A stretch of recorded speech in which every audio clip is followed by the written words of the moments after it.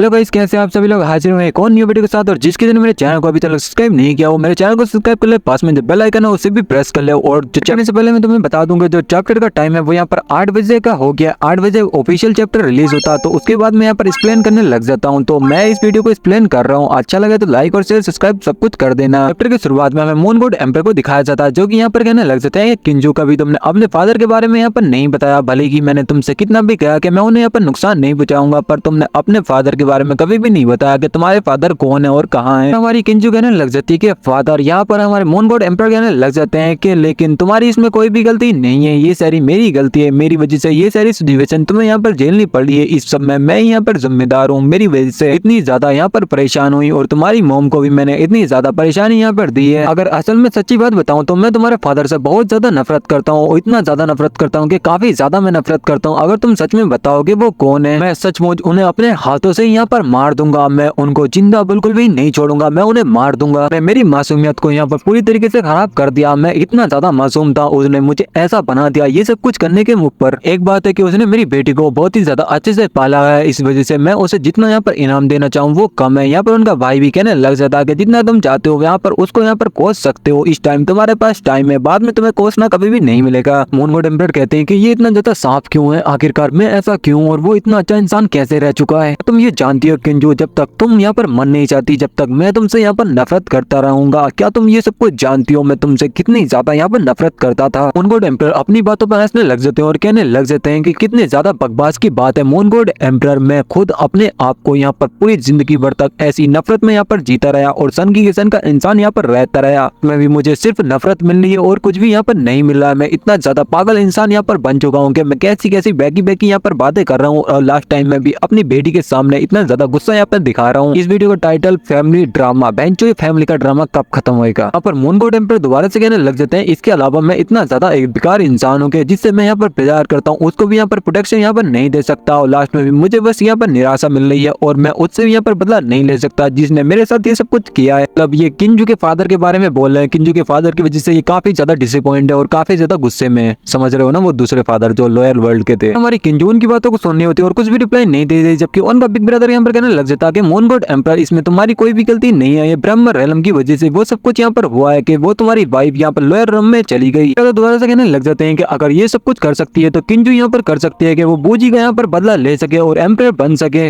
और हमारे moon God emperor भी कहने लग जाते हैं कि किंजू अगर तुम्हें यहाँ पर मून गॉड एम्पर की यहाँ पर सिंहासन पे बैठना तो तुम्हें ये सब कुछ तो यहाँ पर करना पड़ेगा। तुम मेरे हाथों से ये यहाँ पर लेस ग्लास यहाँ पर ले लो, उसके बाद तुम यहाँ पर सिंहासन पे बैठ जाओ, फ्यूचर में काफी ज्यादा कांटों पे तुम्हें जलना पड़ेगा। हमारी किंजू कुछ भी नहीं बोल पाती, पर मून गॉड एम्पर यहाँ पर कहने लग जाते हैं कि ये सबसे बड़ी बात है कि फ्यूचर में तुम्हें यहाँ पर काफी बड़े ट्रैवल करना पड़ेगा और काफी बड़ी मुश्किल रास्तों से यहाँ से चलना पड़ेगा, बहुत ज्यादा तुम्हें यहाँ पर कठिनाइयां मिल सकती हैं। तुम्हारे लिए एक चुनौती है, तुम इस चुनौती को पार करके यहाँ से आगे बढ़ जाओगी तो तुम मून गॉड एम्पर के यहाँ पर सिंहासन पे बैठ जाओगी, उसके बाद तुम यहाँ पर अपना भी बदला यहाँ पर ले सकती हो और इसके मून गॉड ड्राम को भी अच्छे से यहाँ पर संभाल सकती हो, तुम इसके लायक हो। किंजू कहने लग जाती है कि फादर मैं कैसे कर सकती हूँ। यहाँ पर मून गॉड एम्पर कहने लग जाते हैं कि अगर तुम ये नहीं कर सकती तो तुम एक इकलौती ऐसी इंसान हो कि जिस जगह तुम यहाँ पर पैदा हुई थी उस जगह पर तुम वहाँ पर लौट सकती हो, लेकिन तुम्हें वहाँ पर जाके अपने फादर को सब कुछ बता देना है कि मेरे साथ क्या क्या हुआ और मैं कौन हूँ और मैं तुमसे कितना ज्यादा नफरत करता था। चीजें ऐसी जो कि ट्रांसलेट नहीं हो रही, पर मून गॉड एम्पर यहाँ पर नीचे गिर जाते हैं और हमारी किंजू उन्हें कहने लग जाती है फादर आखिरकार तुम ठीक तो हो ना फादर। हमारी किंजू इनोसेंट वर्ल्ड में आ जाती है जहाँ पर उनकी मॉम होती है और उनकी मॉम पहले से यहाँ पर कहने लग जाती है क्या वो यहाँ पर चले गए। यहाँ पर हमारी किंजू भी आगे बताने लग जाती है कि हाँ वो अब चले गए। उनकी मॉम कहने लग जाती है क्या इस दुनिया में कोई नियति वाली चीज भी है, वो मून गॉड एम्पर है जो कि नियति से भी यहाँ पर परे नहीं जा सका। यहाँ पर हमारी किंजू अपनी मॉम से कहने लग जाती है कि मॉम तुम अब आगे कहाँ जा रही हो, क्या तुम मेरे साथ वापसी चल सकती हो जहाँ पर मैं रहती हूँ मून गॉड राम में, तो फिर हम उस लोअर राम में रह सकते हैं जहाँ पर मैं पैदा हुई थी, जहाँ पर तुम चली गई थी, जहाँ पर हमारे फादर थे। क्या मॉम तुम मेरे साथ वहाँ चल सकती हो। यहाँ पर हमारी किंजू की मॉम कहने लग जाती है किंजू की मॉम ने पहले से यहाँ पर डिसाइड कर रखा है कि मुझे आगे क्या करना है, लेकिन किंजू तुम्हारे पास खुद उनके पास उनकी डिवाइन पावर है, जो किंजू के फादर से उसकी पावर आई हुई है, वो उसकी डिवाइन पावर उसके बारे में बात कर रही है। तो मैं तुम्हें बता दूं कभी कंफ्यूज जाओ, क्योंकि कुछ मैं ऐसा भी बोल देता हूँ जिस वजह से तुम कंफ्यूज हो जाते हो, तो समझ जाओ मतलब मून गॉड एम्पर की जो पावर है वो किंजू को मिल रखी है उनकी मैरियन के द्वारा, जो कि मॉम किंजू से पता करने लग जाती है। तो फिर तुम आगे कहाँ जाना चाहती हो। यहाँ पर हमारी किंजू भी कहने लग जाती है कि मेरी मॉम जहाँ पर रहेंगी मैं उनके साथ साथ वहाँ पर जाना चाहूंगी। किंजू की मॉम कहने लग जाती है कि बेटा तुमने ये सारी बातें की, इससे ही तुम्हारी तुम्हारी मॉम बहुत ज्यादा खुश है, केवल तुम्हारी लाइफ अभी शुरू हुई है तो तुम्हें अपने फ्यूचर के बारे में सोचना चाहिए, बल्कि अपने मॉम का यहाँ पर साथ देना जरूरी नहीं है। तुम अपने बारे में और अपने फ्यूचर के बारे में सोचो, ये तुम्हारे लिए बहुत ज्यादा इंपॉर्टेंट है। और वो हमारी किंजू कहने लग जाती है कि मॉम परेशान मत हो, मैं यहाँ पर अपनी देखभाल खुद अच्छे से बहुत करूंगी। किंजू की मॉम कहने लग जाती है कि हालांकि तुम्हारे फादर को तुम्हारे साथ कुछ ही टाइम हुआ है, पर लेकिन वो अपने सारे बच्चों से ज्यादा तुमसे काफी ज्यादा यहाँ पर अच्छा व्यवहार करता है। तो अब तुम जाओ और उसकी अच्छे से देखभाल करो और उसे अच्छे से घुमाओ, तुम्हारी मॉम भी ये चाहती है और तुम अब शांत हो जाओ। पर हमारी किंजू भी कहने लग जाती है ठीक है मॉम। यहाँ पर किंजू की मॉम भी कहने लग जाती है कि ठीक है बेटा, अपना ध्यान रखना। और एक बात और कहने लग जाती है, जो याद रखना तुम्हें अपने आप के लिए खुद यहाँ पर जीना होगा, जबकि तुम यहाँ पर इतनी मजबूत हो। अगर तुम इतनी मजबूत नहीं हो तो तुम्हें खुद अपने आप को इतना ज्यादा मजबूत यहाँ पर बनाना पड़ेगा, किसी के भी ऊपर तुम यहाँ पर डिपेंड नहीं हो सकती। किंजू जाने लग जाती है और किंजू की मॉम कहने लग जाती है क्या तुम इन बातों को समझ भी रही हो। यहाँ पर किंजू कहने लग जाती है कि हाँ मॉम, जो भी तुमने यहाँ पर बातें कही है मैंने वो सब कुछ सब यहाँ पर याद कर ली। यहाँ पर हमारी किंजू की मॉम कहने लग जाती है कि ठीक है बेटा, अपना ध्यान रखना, ऐसे ही आगे बढ़ते रहना और आगे बढ़ो। अब मॉम किंजू के जाने के बाद कहने लग जाती है कि किंजू, मुझे आशा है कि तुम अपनी लाइफ को अच्छे से यहाँ पर जियोगी और फ्यूचर में कभी भी भ्रम में नहीं रहोगी और तुम्हारी मॉम हमेशा तुम्हें ऊपर से यहाँ से देखती रहेगी। वो अपनी एनर्जी तो कुछ यहाँ पर बनाने लग जाती है, मतलब एक स्लॉट बनाने लग जाती है और कहने लग जाती है कि भैया, मैंने इस लाइफ में तुम्हें यहाँ पर धोखा दिया तो तुम्हारे साथ साथ में नरक की ला, तो मैं यहाँ पर तुम्हारे साथ साथ यहाँ पर चलूंगी धीरे धीरे। वो उस एनर्जी की स्लॉट को अपनी बॉडी के अंदर इंजेक्ट कर लेती हूँ और पीछे की तरफ को यहाँ पर गिर जाती है। यहाँ पर हमारी किंजू अपने मोनगोड राम में पहुंच जाती है और हमारी किंजू जा रही होती है और अपनी मॉम की बातों को सोचने लग जाती है, जहाँ पर उसकी मॉम ये कह रही होती है कि अच्छी लड़की, तुम्हें यहाँ पर अपने बारे में यहाँ पर सोचना है और तो अभी अभी तुम्हारी लाइफ यहाँ पर शुरू हुई है, तुम्हें अपने मॉम के सहारे तो यहाँ पर बिल्कुल भी नहीं रहना और मॉम की फिक्र तो बिल्कुल भी नहीं करनी है। अपनी लाइफ में बहुत सारे तुम्हें ऐसे काम भी करने हैं जो कि तुम्हें यहाँ पर खुद डिसाइड करने हैं, तो तुम मेरे बारे में यहाँ पर भूल जाओ कि मैं आगे चलना चाहती हूँ या नहीं। मतलब अभी जो बात की थी उसी बात को ये सोच रही है बड़ा चढ़ा। उन्होंने ये भी कहा था कि किंजू, तुम्हें अपने लिए खुद यहाँ पर जीना सीखना होगा। यहाँ पर हमारी किंजू को कुछ महसूस होता है, वो पीछे की तरफ को चलने लग जाती है और काफी ज्यादा तेजी से स्पीड से वहां से जा रही होती है और अपनी मॉम को देखती है कि वो नीचे यहाँ पर गिर हुई है और उन्हें उठा के कहने लग जाती है कि मॉम मॉम, क्या तुम ठीक हो मॉम मॉम। और वो काफी ज्यादा चिल्ला रही होती है, पर उनके मुंह में से भी काफी ज्यादा ब्लड निकल के आ रहा होता है उनकी मॉम के, और वो सारी मेमोरी यहाँ पर याद करने लग जाती है जो कि उन्होंने अपने मॉम के साथ यहाँ पर गुजारी थी, कि कैसे कैसे उनकी मॉम उन्हें यहाँ पर प्यार करती थी, लेकिन अब उनकी मॉम यहाँ पर नहीं रही और मॉम नीचे की तरफ को गिर गई है पूरी तरीके से, मतलब मर चुकी है शायद।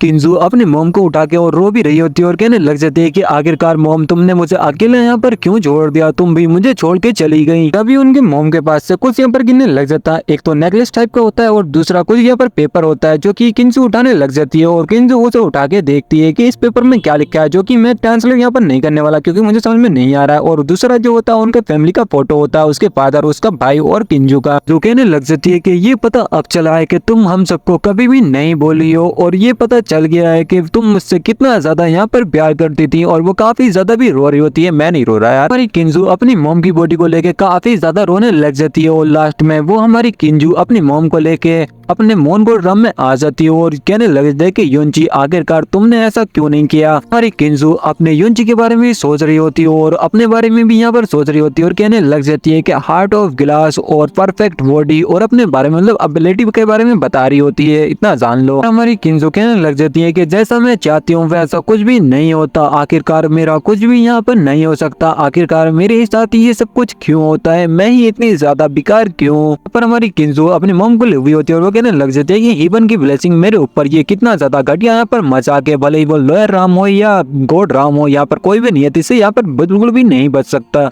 सद वो हमारे युनची के बारे में भी सोच रही होती है और ये भी कहने लग जाते हैं कि केवल इस दुनिया में यहाँ पर पावर ही सबसे ज्यादा इम्पोर्टेंट है, जिसके पास पावर है वो यहाँ पर सबसे ज्यादा पावरफुल यहाँ पर है, वही नियति को चेंज कर सकता है। मेरे पास ये सब कुछ पहले से ही है, पर मैं इतनी ज्यादा देरी से यहाँ पर क्यों जागी, मुझे पहले से ही ये सब कुछ करना था, खास मेरे अपने यहाँ पर नहीं खोते। गुस्से से यहाँ पर कियाने का नाम लेने लग जाती है, मतलब कियाने मान रहे तो ब्रह्मा गॉडेस, जो कि ब्रह्मा गॉडेस है ब्रह्मा रेलम की, उनका नाम लेने लग जाती है। जब पीछे से एक बंदा कहने लग जाता है क्या ये जिया किंजू नहीं है, जो कि एलिस मास्टर की यहाँ पर डॉटर है, क्या ये वो जिया किंजू नहीं है। वो लड़का ये कहने लग जाता है कि ये तो यू बगो है जो कि तुम्हारे हाथ में है, ये कुतिया जो कि हमारे मोनगोड एम्परर को इतना ज्यादा धोखा दे गई और हमारे मोनगोड राम पे एक कलंक बनाकर यहाँ पर छोड़ गई, ये कुतिया तुम्हारे साथ क्या कर रही है और आज फाइनली ये मर गई। मोनगोड एम्परर के बिना तुम अभी भी हमारे मोनगोड राम में कुछ भी यहाँ पर नहीं हो। और यहाँ पर हमारी किंजू को काफी ज्यादा गुस्सा आता है और वो बस अपनी एक झलक से ही उसे अपनी आइज में यहाँ पर जमा देती देती है। वो बच्चा देखते ही देखते कुछ ज्यादा ही इसमें यहाँ पर कवर होने लग जाता और वो यहाँ पर कहने लग जाता कि जिया किंचू मैं तुम्हें यहाँ पर छोड़ूंगा नहीं, मैं तुम्हें यहाँ पर बता दूंगा। उसके बाद यहाँ में दिखाया जाता है कि वो आइस यहाँ पर चटक जाती है और वो बच्चा शायद यहाँ से निकल के चला जाता है। लास्ट में कुछ ट्रांसलेट नहीं हुआ, जो कि उस बच्चे ने यहाँ पर जिया किंचू से कहा था, उसके लिए सॉरी, क्योंकि कुछ ऐसा ही लिखा था जो कि ट्रांसलेट में भी ट्रांसलेट नहीं हुआ, उस वजह से मैं क्या कर सकता हूँ, तो समझ जाओ। फिर लास्ट में कुछ स्पॉइलर के बारे में बात कर लेते हैं, जैसे कि युनची अभी भी मरा नहीं है, युनची कहीं ना कहीं जिंदा है, वो जल्दी यहाँ पर दोबारा से आएगा, पर कब आएगा ये मैं कंफर्म नहीं कह सकता, क्योंकि युनची के पास है डिवाइन बर्निंग फ्लेम, जिसकी वजह से वो फायर से इम्यून है, क्योंकि लास्ट अटैक जो हुआ था वो फायर से हुआ था, इस वजह से युनची उस फायर से तो बिल्कुल भी नहीं मरने वाला। और एक और बात, युनची की डॉटर भी यहाँ पर आने वाली है कुछ ही हाल ही में चैप्टरों में। मैं ये अपनी तरफ से बिल्कुल भी नहीं बता रहा हूँ, ये सब कुछ नोवेल में ऑलरेडी लिख चुका है, जाके नोवेल चेक कर सकते हो। नोवेल एक्सप्लेन करना मुझे कोई भी इंटरेस्ट नहीं है, क्योंकि नोवेल की कहीं स्टोरी होती है और कहीं की कहीं स्टोरी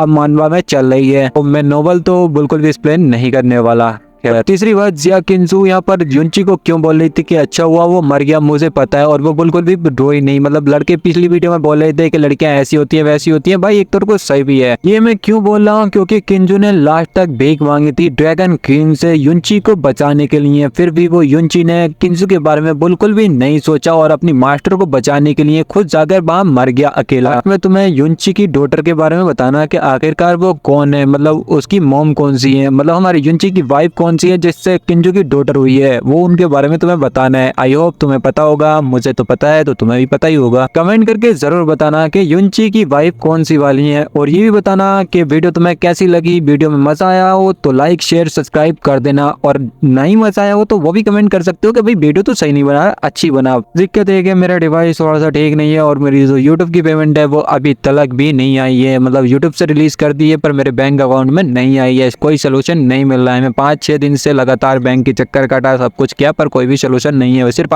सिवाय बैठ के बस मैं इंतजार कर रहा हूँ और कुछ भी नहीं।